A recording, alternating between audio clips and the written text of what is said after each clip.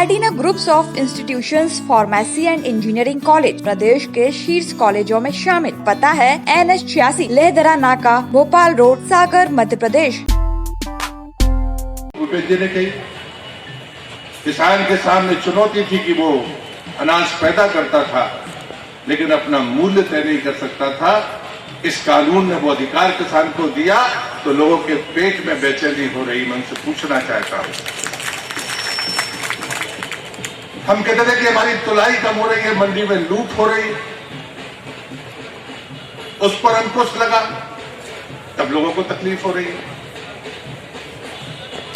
जब किसान इस बात को कहता था कि हमारे बच्चे क्या करेंगे, एक समय किसानी घाटे का सौदा था। आज भी सरकार नहीं मानती, हम कभी ये दावा नहीं करते कि किसान को हमने बहुत कुछ दे दिया, लेकिन ये दावा हम जरूर करते हैं कि मोदी जी के अलावा कोई देश का प्रधानमंत्री नहीं हुआ जिसने किसान के खाते में पैसे पहुंचाए हो, वो सिर्फ और सिर्फ नरेंद्र मोदी है। खाद की कमी इस राज्य में और इस देश में, जिस पर लाठीचार्ज होते थे, गोलियां चलती थी, ट्रेनें लूट ली जाती थी, नीम कोटेड यूरिया पैदा करके उस पूरी समस्या का स्थायी निदान कर दिया। ये करने वाले कोई हैं तो वो नरेंद्र मोदी हैं। मुझे लगता है कि जिस आंदोलन की बात हो रही है, भार्गव जी ठीक कह रहे थे, कूटनीति की परिभाषाओं में एक परिभाषा ये भी है कि आदमी की उम्र नहीं देखो, उसकी जन्मगांठ देखो। मैं संख्या में जाना नहीं चाहता कि वो कितने हैं, वो मुट्ठी भर है या बड़ी तादाद में है, लेकिन ये आंदोलन पैदा हुआ है तो पंजाब से पैदा हुआ है। कांग्रेस मुक्त नहीं हो सकती शाहरुख से। आपके मुख्यमंत्री हैं, जो पंजाब की मंडियों में लूट है, वो लूट एक राजनीतिक गिरोह की तरह काम करती है। ये सच्चाई है। उस मंडियों की लूट में कौन लोग शामिल है? 48,000 वहां बिचौलिए रजिस्टर्ड हैं। पंजाब के उस मंडी के कानून में उस बिचौलियों को हक दिया गया है। और मध्य प्रदेश में क्या हुआ, जो भार्गव जी ने कहा, मैं उसको दोहराना नहीं चाहता। झगड़ा यहां पर है। वो कौन लोग हैं जो आंदोलन कर रहे हैं? राजनीतिक पार्टियां वोट से हमको नहीं हरा सकी, ये सच्चाई है। लेकिन हम सबको यह तय करना पड़ेगा, जरा आंकड़े हमारे पास में होने चाहिए। हम समर्थन में खड़े हुए लोग सिर्फ इस बात में खुश हो जाते हैं कि हमको तो ठीक दे रहे हैं, मध्य प्रदेश सरकार ने बहुत अच्छा काम किया है, मंडी का शुल्क घटा दिया, 6,000 मोदी जी ने दिए, 4,000 शिवराज जी ने दे दिए। लेकिन जो लोग षड्यंत्र रच रहे हैं उनके खिलाफ कौन बोलेगा? आपको दिल्ली जाने की जरूरत नहीं, लेकिन सागर की धरती से ललकार जानी चाहिए कि हम मोदी के साथ हैं, हम इस कानून के साथ हैं। इस विपरीत मौसम में हम इसलिए खड़े हैं। आप मुआवजे की बात करिए, बीमा की बात करिए, कब बीमा शुरू हुआ? किसान को मिलने वाली सहूलियत, उसकी होने वाली लूट को बचाने का काम जब भी हुआ तो वो भारतीय जनता पार्टी की सरकार में हुआ। चाहे संजय कल्याणी वाजपेयी जी रहे हो और चाहे आज वर्तमान में मोदी जी हैं। कोई दूसरी सरकार में कोई उपलब्धियां गिनाना चाहे तो मैं इस मंच से कांग्रेस के नेताओं को चुनौती देता हूं, तुम्हारा तो ईमान नहीं बचा। जो कागज में संसद के पटल पर कानून लेकर आए थे, वो कानून अगर मोदी जी ने पास कर दिया तो तुम्हें आपत्ति? आजकल राहुल गांधी दिखते हैं, जब वो उस बिल को पास कर रहे थे तब राहुल गांधी संसद के भीतर नहीं थे। कितने किसान के हिमायती हैं, उस समय देश की धरती पे नहीं थे। जब कानून पास हो रहा था तब आप बहस करते, तब आप उसमें कमियां बताते।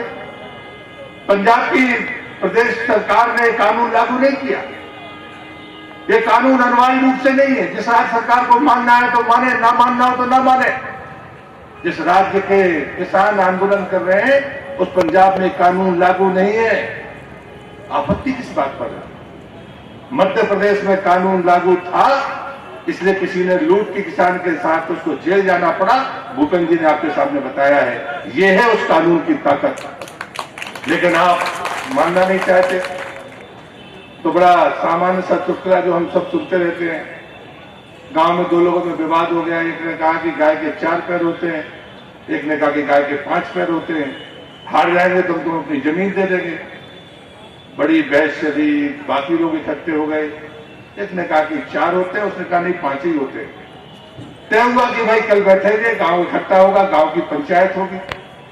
तो जो 5 कह रहा था कि गाय के 5 पैर होते हैं, उसकी पत्नी ने कहा कैसे मूर्ख हो, कल पूरा गांव कहेगा कि 4 ही पैर होते हैं, तब तो जमीन भी जाएगी और बदनामी और बेइज्जती भी बहुत होगी।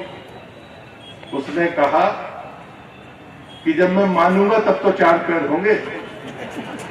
ये स्थिति है इस किसान आंदोलन की। हमने भी किसान आंदोलन किए हैं और पर्याप्त मात्रा में संख्या रही, हमने सरकारों के खिलाफ खड़े होकर किसानों के आंदोलन किए हैं।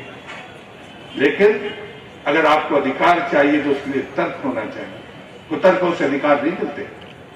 भार्गव जी ठीक कह रहे थे, संसद के दोनों सदनों ने जो कानून बनाया, उस कानून के बारे में कोई कहे कि कानून वापस ले लिए जाए, मुझे लगता है इससे ज्यादा कुतर्क कुछ और भारत की धरती पर हो नहीं सकता।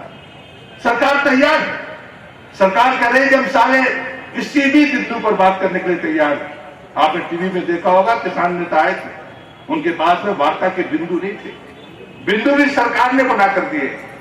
मैं कांग्रेस के मित्रों से कहना चाहता हूं, विरोध के लिए विरोध के पाप से मुक्त होइए, वरना बचे कुछ अस्तित्व पर भी संकट आपके ऊपर आएगा।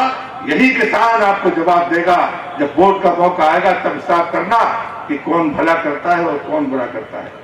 लगातार लूटने का काम आपकी सरकारों ने किया है, आपकी गलत नीतियों ने इस किसान की कमर तोड़ने का काम किया है। पहली बार किसान और उसका बेटा, लोग पूछते थे हमारा बेटा क्या करेगा, ये बहस सदनों में हुई है कि जब खेती घाटे का सौदा है तो उसका बेटा क्यों खेती की तरफ जाएगा। मेरे जैसे लोगों ने संसद में खड़े होकर बोला कि किसान का बेटा क्यों खेत की तरफ जाएगा जब वो खेती घाटे का सौदा है। लेकिन ये बिचौलिया, पैदा करने वाला भी नहीं कमा रहा, और जो खरीददार है वो भी महंगे भाव में खरीदता है। इसके बीच के समन्वय बनाने का काम सरकार का है। लेकिन इस कानून ने एक बड़ा काम किया है, किसान का बेटा बिचौलिया नहीं बनेगा, लेकिन व्यापारी भी बन सकता है, वो लुटने से भी बचेगा और उसके आने वाले बेटे को काम करने का मौका भी मिलेगा। एक और गलत नीति थी हरित क्रांति का मॉडल कांग्रेस का, जिसने हरियाणा और पंजाब की जमीन को भी खत्म कर दिया और किसान को भी खत्म कर दिया। आज वही गलत मॉडल के लोग आज दिल्ली में खेलकर हम पर दबाव बनाना चाहते हैं कि हम अपना कानून वापस ले लें। पंजाब के मॉडल के देश स्वीकार नहीं कर सकता। हरित क्रांति का मॉडल फेल हो गया, उत्पादन बढ़ा लेकिन किसान और खेती दोनों मर गई। ये पंजाब उसका उदाहरण है। हरियाणा, वहां पर भारतीय जनता पार्टी की सरकार आ गई तो बचने का रास्ता वहां से निकल गया। वरना पूछिए क्या है पंजाब की धरती में, सिवाय जहर की कुछ है नहीं। पंजाब में आप जो भी पैदा होता है उसका निर्यात नहीं हो सकता, क्योंकि उसमें इतना खाद है, इतनी दवाइयां हैं कि वो तो कहते हैं कि खाने के लायक नहीं। क्या ये सच्चाई नहीं है? इस गलत मॉडल के आधार पर आप हिंदुस्तान के किसान को और हिंदुस्तान की संसद को और हिंदुस्तान की सरकार को आप कोई निर्णय थोपना चाहते हैं, ये संभव नहीं है, ये संभव नहीं हो सकता। और इसलिए भारतीय जनता पार्टी ने संवाद के स्तर पर एक कार्यक्रम किए हैं। मैं 2-3 आंकड़े आपको शेयर करना चाहता हूं। मैं पूछना चाहता हूं कि आपको भी पता होना, कांग्रेस की सरकार थी तो कृषि मंत्रालय का बजट कितना था? 1,11,000 करोड़। और जब मोदी जी की सरकार में कृषि का बजट आया तो उसका आंकड़ा है 2,11,000 करोड़। 90,000 करोड़ का फर्क है। आप कहते हैं कि सरकार किसानों की विरोधी है। मैं दूसरा आंकड़ा देना चाहता हूं। जब बीमा की योजना लेकर आए मोदी जी तो 23 करोड़ किसानों ने आवेदन किया। उसमें से 7.3 करोड़ लोगों को चयनित किया गया बीमा के लिए। उनने कितना प्रीमियम दिया? 17,480 करोड़। और जिनको मिला भुगतान वो 87,000 करोड़। इस पर भी एक बार बदलाने की कोशिश हुई थी। जब आंकड़ा सदन के पटल पर आया तो उसके बाद से विरोधियों ने उस आंकड़े पर उंगली नहीं उठाई। पहले कहते थे कि प्रीमियम ज्यादा है और पैसा लोगों को कम मिलता है, ये आरोप हम पर लगा था। हमने कहा कि हम इसकी चुनौती के साथ कहा कि हम इस आंकड़े पर बहस करने के लिए तैयार हैं। मित्रों, ये सच्चाई नहीं है। विरोध के लिए विरोध करने का मतलब है कि जो आंकड़ा आपकी मर्जी में है आप कह दो। किसान को डराने की कोशिश की जा रही है। मैं आपसे विनती करता हूं कि चाहे राज्य की सरकार हो चाहे केंद्र की सरकार हो, मैं आपसे एक ही प्रार्थना करूंगा, यदि आपको वास्तव में लोगों के सामने जवाब देना है तो किसान ही जवाब देगा, लेकिन चीजें हमारे सामने होनी चाहिए। कोरे कल्पनाओं के आधार पर भयभीत होने की जरूरत नहीं है। प्रधानमंत्री ने कभी भी इस पूरे कालखंड में एक घटना ऐसी नहीं है जो प्रधानमंत्री ने कहा हो, चाहे संसद के भीतर या संसद के बाहर, प्रधानमंत्री अपनी बात पर कायम रहे हैं। और इसलिए मैं बड़ी विनम्रता के साथ आपसे कहूंगा कि आज का ये कार्यक्रम हमारे प्रधानमंत्री के अभिनंदन का कार्यक्रम होना चाहिए। ये कार्यक्रम प्रधानमंत्री के समर्थन का कार्यक्रम होना चाहिए। हम किसी का विरोध करने के लिए नहीं आए, लेकिन हम ये कहने के लिए जरूर आए हैं कि तर्क के साथ जीने की बात करो। अगर आपके मन में सच्चाई है तो फिर विनम्रता भी होनी चाहिए, फिर हिंसा का कोई स्थान नहीं होना चाहिए। सरकार ने पहले दिन ही कहा था, आप कल्पना करिए, राष्ट्रीय राजमार्ग जिस दिन से रुका हुआ है उस समय तो संख्या 10,000 भी नहीं थी। अगर दिल्ली की पुलिस चाहती या भारत सरकार चाहती तो रोड को 24 घंटे में क्या 2 घंटे के भीतर खाली करा सकती थी। लेकिन ये बात साबित करना था कि ये आंदोलन सिर्फ राजनीति से प्रेरित है। ये आंदोलन सिर्फ मोदी जी की छवि को बिगाड़ने के लिए है। ये आंदोलन किसान को गुमराह और डराने के लिए है। और भारतीय जनता पार्टी ने तय किया है ये कानून किसान के हित का कानून है, किसी दबाव में ये वापस नहीं होगा।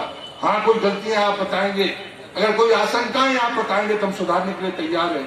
यही संसद का तरीका है, यही लोकतंत्र का तरीका है। लागू होने दीजिए, लागू होने में कोई समस्याएं आएंगी, हम उसे सुधारने के लिए तैयार है। जीएसटी से बड़ा कानून नहीं हो सकता मित्रों। जो दिन हिंदुस्तान की धरती पर पहली बार प्रयोग हुआ और उसके बाद में हर 7वें दिन भी अगर संशोधन की जरूरत पड़ी तो संशोधन सरकार ने किए हैं, उससे बड़ा प्रमाण हो नहीं सकता। 37 बार नियमों में संशोधन हुए हैं जीएसटी में। अगर 7 दिन बाद भी कोई व्यापारी कहता था ये कठिनाई है, सरकार ने बड़े मन के साथ में उसको सुधार करने की कोशिश की है। किसान के साथ कैसे हो सकता है?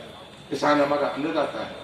जो हमारी परिस्थिति है उस परिस्थिति में हम सबको ये तय करना पड़ेगा कि वास्तव में हमारी खेती और हमारी उपज के साथ लूट ना हो। उसे संरक्षण कौन देगा? ये बात हम इस मन से कहना चाहते हैं, विरोधियों को चेतावनी के तौर पर, और आपसे विनती करना चाहते हैं एक बार अपनी अंतरात्मा की आवाज पर आप अपना फैसला करिए।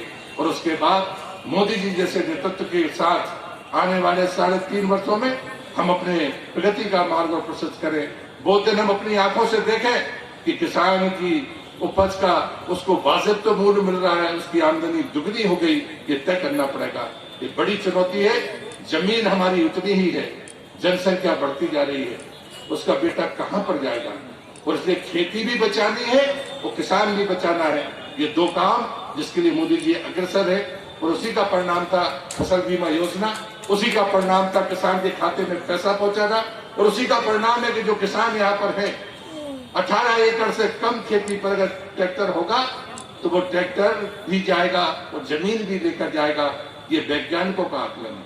मोदी जी ने एक योजना शुरू की है। उस योजना में है कि अगर 100 किसान है या 50 किसान है, एक कोई कंपनी होगी, किसान की कंपनी होगी, उसके बाद तमाम प्रकार के ट्रैक्टर, जितने भी कल्टीवेटर, जितने भी उपकरण। Adina groups of institutions pharmacy and engineering college प्रदेश के शीर्ष कॉलेजों में शामिल।